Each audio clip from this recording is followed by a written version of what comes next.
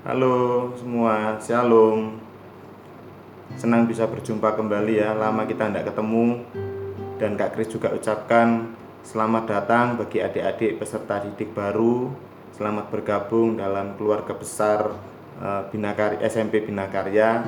Dan melalui video ini Kak Kris akan menyampaikan sebuah renungan singkat firman Tuhan. Tapi sebelumnya kita mau naikkan satu pujian.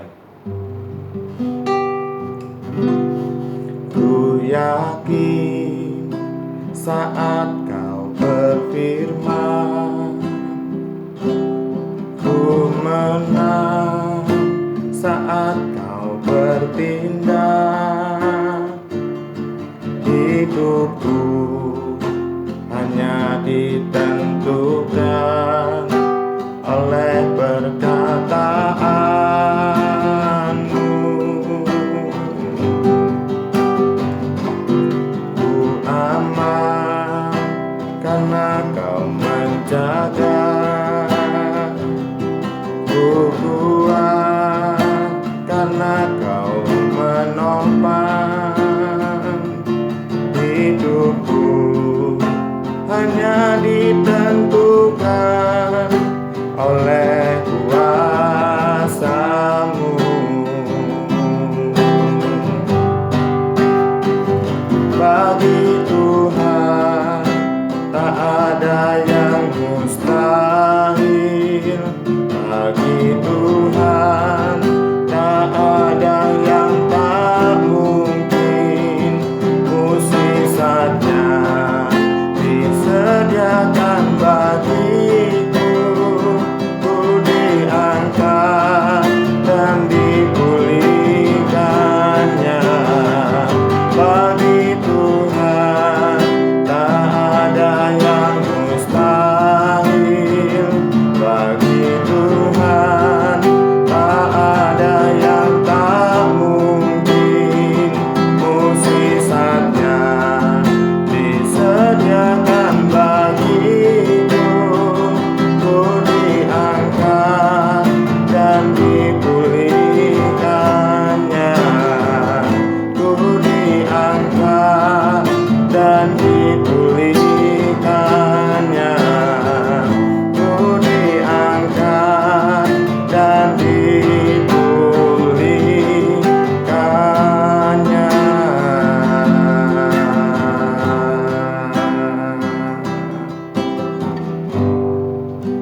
Mari kita berdoa. Bapa, terima kasih Tuhan buat kesempatan ini kami boleh bertemu melalui video ini.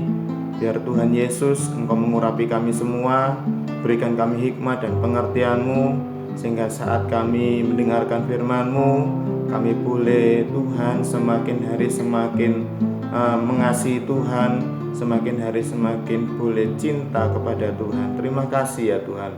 Terima kasih. Kami berdoa dan mengucap syukur. Haleluya. Amin. Baik, kesempatan ini Kak Kris akan sampaikan firman Tuhan yang diambil dalam Efesus 2 ayat yang ke-10. Kak Kris bacakan, demikianlah firman Tuhan.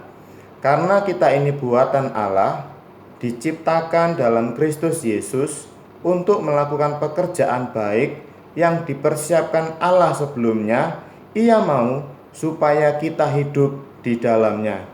Kak Kris garis bawahi, supaya kita hidup di dalamnya. Dalam Yohanes 15 ayat yang ke-7, Kak Kris akan bacakan juga. Jikalau kamu tinggal di dalam aku dan firman-Ku tinggal di dalam kamu, mintalah apa saja yang kamu kehendaki dan kamu akan menerimanya. Wow, luar biasa ya firman Tuhan kita pada hari ini, bahwa dikatakan kalau kita tinggal di dalam Tuhan dan kita tinggal di dalam Tuhan, firman-Nya mengatakan minta apa saja yang akan kita kehendaki, kita akan menerimanya. Nah, luar biasa. Kak, bagaimana untuk kita ini bisa tinggal di dalam Tuhan, Kak? Bagaimana ya, Kak? Nah, bagi adik-adik, untuk kita bisa tinggal di dalam Tuhan, kita harus lebih dahulu mengenal Tuhan, mengenal kepribadian Tuhan. Lewat mana kita mengenal Tuhan? Yaitu lewat membaca akan firman Tuhan.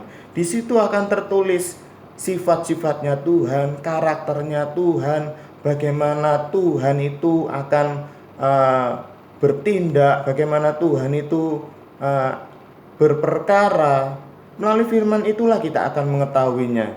Jadi melalui kesempatan firman Tuhan siang hari ini, Kak Kris akan mendorong adik-adik supaya apa?